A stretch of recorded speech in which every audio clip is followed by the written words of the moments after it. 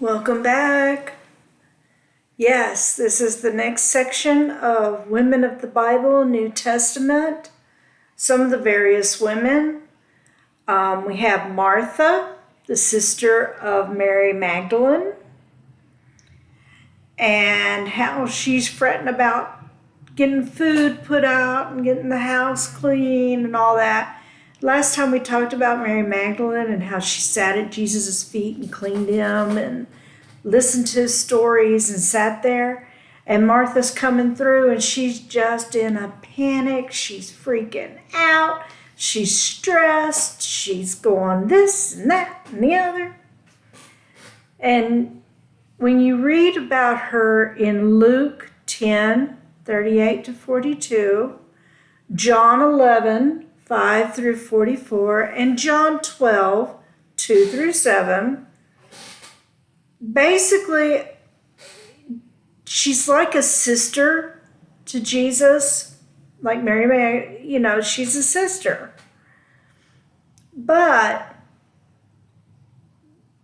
it's one of the few times where you see Jesus, he says it very nicely, but I can almost hear a brother looking at his sister going, will you take a chill pill now and just go sit down? Basically, is what he did. Then we have Joanna.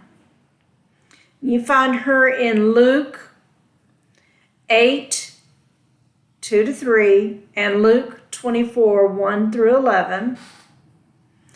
And she worked side by side with Luke to help promote Jesus, the works of Jesus.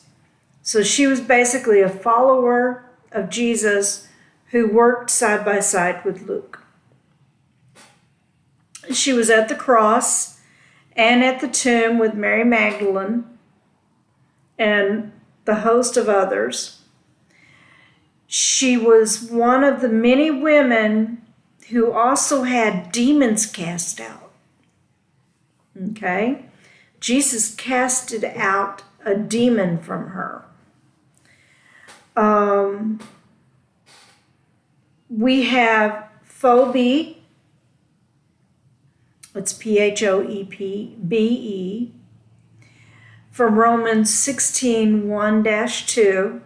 Remember I talked a little bit about the Mary that went to Rome? This is Phoebe, and she was sent to Rome as a missionary by Paul.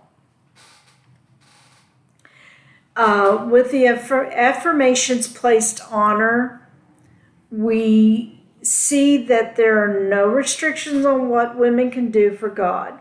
We see absolutely no restrictions. You can see them trying to break down those barriers. Also remember, the men usually led the synagogue, but as you start digging deeper in, you're going to find the women are in there too, working.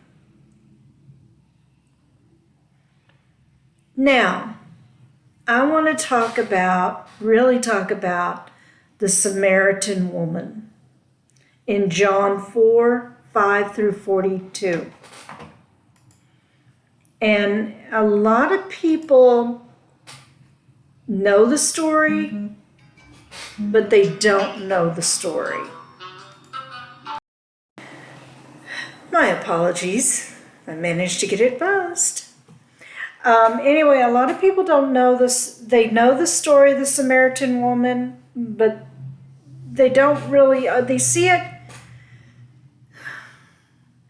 from Jesus's point, but see it from the Samaritan woman's point. She's had multiple husbands. She's a misfit. She's a half-breed within a half-breed of a half-breed. Her people are considered misfits to begin with. The Jewish people don't like to talk to them because they're not popular. And even this woman is considered a misfit within that group.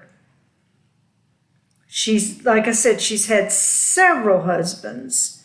She's now living with a man that's not her husband. And she's coming to the well at night to fill her stuff because she doesn't want to have to deal with everybody. So if you take a look at John 4, 5 through 42, and it says, Then cometh he to the city of Samaria, which is called Sychar, near the parcel of ground that Jacob gave to his son Joseph. Now Jacob was well there. Jesus, therefore, being wearied with his journey, sat thus on the wall, and it was but about the 6th hour, so it's about 6 p.m. Then came a woman of Samaria to draw water. Jesus said unto her, Give me a drink. His disciples were gone away unto the city to buy meat. Then saith the woman of Samaria unto him, How is it that thou, being a Jew, asketh drink of me, which am a woman of Samaria? For the Jews have no dealings with the Samaritans. Jesus said unto her, If thou knowest the gift of God, and who it is that saith to thee, Give me to drink, thou wouldst have asked him, and he would have given thee living water. This woman said unto him, Sir, thou hast nothing to draw with, and the well is deep. For hence then hast thou to live that living water. Art thou greater than our father Jacob, which gave us the well, and drank thereof himself, and his children, and his cattle? Jesus said unto her, Whoever drinketh of this water shall thirst again. But whoever drinketh of the water that I give him shall never thirst. But the water I shall give shall be in him as well of the spring water springing up into everlasting life. The woman said unto him, Sir, give me this water, that I thirst not, neither come hither to draw. Jesus said unto her, Go call thy husband, and come hither.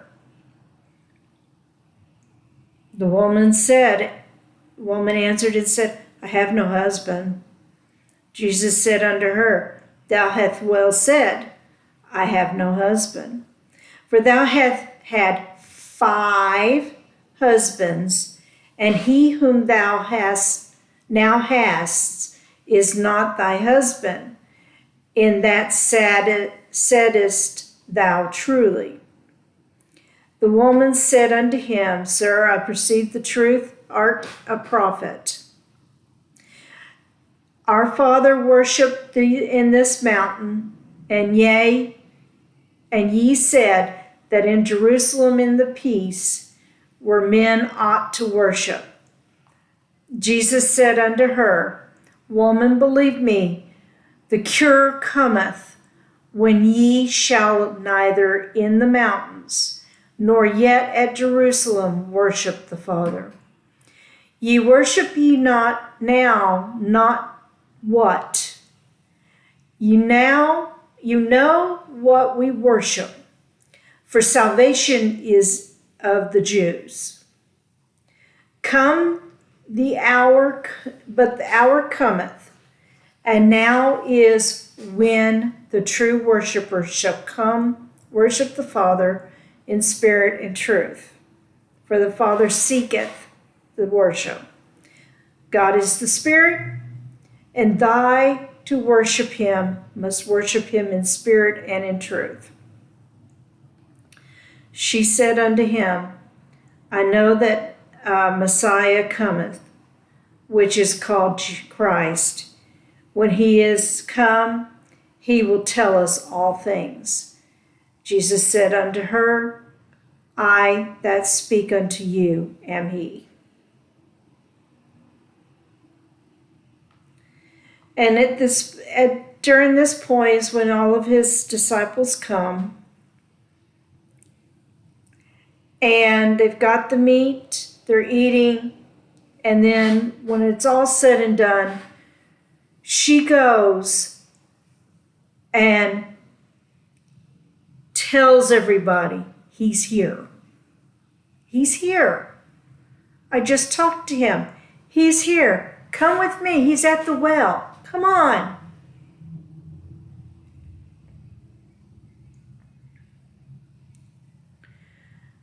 So the basic takeaway when you're looking at the lady at the well is that she is honest, she's open, she's ready, but she's also now a follower, a believer.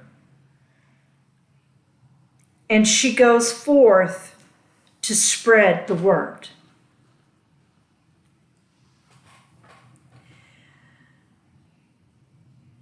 So if you think about it, think on it, how open are you to God?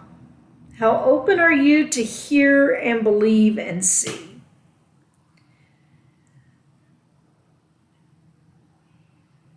Is your story compelling enough to have others follow Jesus? I don't know if mine is or not, but I do know that I believe and I follow.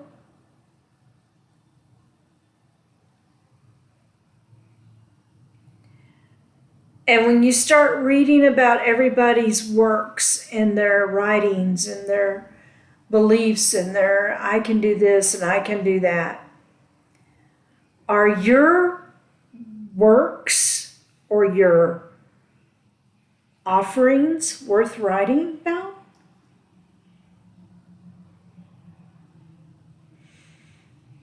So take some time and think about, what are you known for? What are you known for? I want to be known as a peaceful person, a fair person, a God-loving person.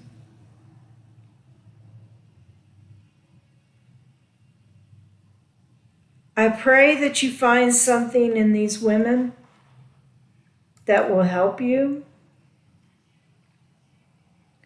At a later date, I will come back and revisit the women of the Bible and see about the other women that are in there, because there's a bunch of them. I've only hit the tip of that iceberg.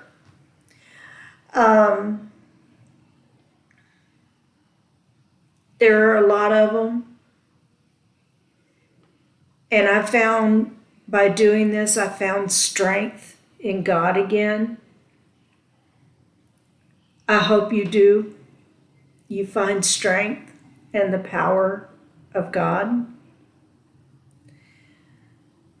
Blessings on you and all in your households. May He bring joy, love, and passion into your life. Bye for now.